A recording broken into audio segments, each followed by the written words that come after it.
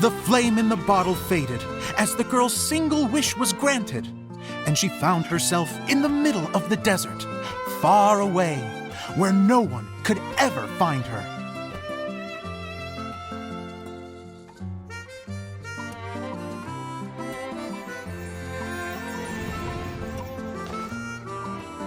When the Dagger Bandit listened to her story, he sighed in disappointment that the flame with the power to grant wishes outside of the bottle had already died. But this doesn't make sense. If it truly granted my wish, then nobody should have been able to find me here. Maybe they shouldn't. The desert is difficult and dangerous to navigate, but I was determined to make it, no matter what. Then take this bottle with you for your trouble. It may be able to grant you your wish, though sadly, only within the confines of the bottle itself. All I wish for is light. Honoring the bandit's request, the girl wished for light inside the bottle, and sure enough, it lit up. They found that while the light was only generated within, it could nonetheless shine through the glass and reach anywhere in the outside world. Even though it doesn't burn as brilliantly as the light that shone before, this is still an extraordinary light. What will you do after I take the bottle? I don't know. Well, then maybe you should come back with me. With no reason to refuse, the girl accompanied the Dagger Bandit back to the land where the light did not shine. They brought light to that place, and the darkness was dispersed, and they lived happily ever after.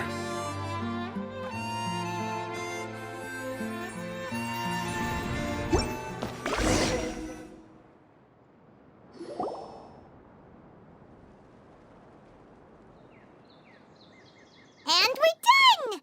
Seems the show went pretty well.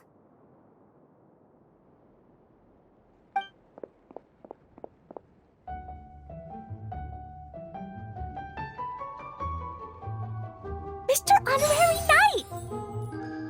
Didn't I do great? I felt like I really was the fiery mage! Wow, great costume, Glee! As soon as Paimon saw your shadow, she thought straight away, what a cute hat! Glee loves it! Thanks, Mr. Zosimos! Oh, wait! No, I mean, Mr. Director. Mr. Director? Ha! No one's ever called me that before. Thank you, my dear little mage. Thank you so much. Oh, I'm so happy.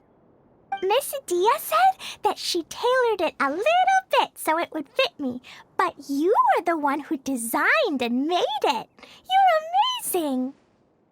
Yeah, that's amazing! And it sounds like Adia did a great job, too! It was nothing, really. Just one of those, oh no, whatever shall I wear to the ball moments.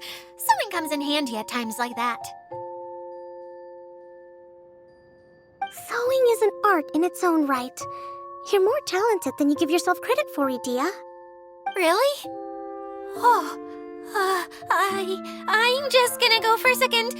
Please, chat amongst yourselves. She gets embarrassed so easily. She really can't handle being in the spotlight. Idia's a sensitive person and doesn't have a whole lot of self-confidence. I hope all the excitement hasn't brought her to tears. Oh, I'm a little worried. Don't worry. I'll go make sure she's okay. I'll see you all later. So, what did you all think of the play? Any thoughts? Huh?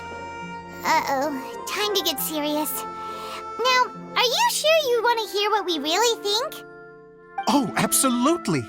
I had the courage to ask, didn't I? So, don't mince your words. Go ahead. Speak your mind. I can take... Okay, Paimon will go first. So, the dialogue at the beginning was pretty good, but it ran out of steam as the story went on. Paimon could tell that you ran out of inspiration somewhere along the way. The characters were honestly a little bit ridiculous. Paimon didn't get what you were trying to do. The moment anyone started to show any kind of substance, suddenly the scene was over. Yes, all very good points, Paimon. I would add that in its attempt to pay tribute to the series 1,000 Nights, all semblance of a coherent was sacrificed. Plus, I do have to penalize you for the issues with the props. Miss Adia, what are you doing back here? Oh, you know, I return like the tide when people start discussing something important. Huh. Especially when it has to do with criticizing my show. Mm-hmm. But there was one thing I liked about it. Just one, mind you. The story had a good ending. You think so? I thought I was letting him off lightly. Adia, could I borrow you for a moment? Oh, sure. Excuse me for a moment. Back to you, Paimon. Keep up the good criticism. Okay, in that case, Paimon did have one other complaint. Let's hear it. Taking criticism on the chin is all part of being a director. The ending was all wrong. The girl's motives were clear and simple the whole way through. It was kind of jarring when all she had to say was, I don't know. And doesn't anyone else find it weird how her whole community was on the run, but she was only looking out for herself the whole time? I'm fine. I'm not going to improve without feedback. I also learned a lot this time with the chance to be off stage. To be honest, it was a dream come true. What a great attitude. You don't seem upset at all by our comments. I wouldn't say I'm completely unaffected, but you're only speaking the truth. They're all very valid points. Still, now that Paimon thinks about it, you did finish the script in a bit of a rush. Maybe we were being a little too hard on you. That's perfectly fine. Nothing is as important to me as my work on the stage. We all use our imaginations when we're kids, right? I used to play with dolls and my own cardboard cutouts by the light of an oil lamp. The shadows would come to life and dance on the walls. I never got tired of it. Fast forward to now, and in many ways, I'm still that same little kid, lying on his bed, making sound effects. And I get the same joy from running a show now as I did in my little bedroom theater. Of course, a director can accomplish nothing without a cast and crew. So on that note, I want you to all know that I am eternally grateful to each and every one of you. Hey, don't mention it. We had a blast. Okay, here, take this. Your component, as promised.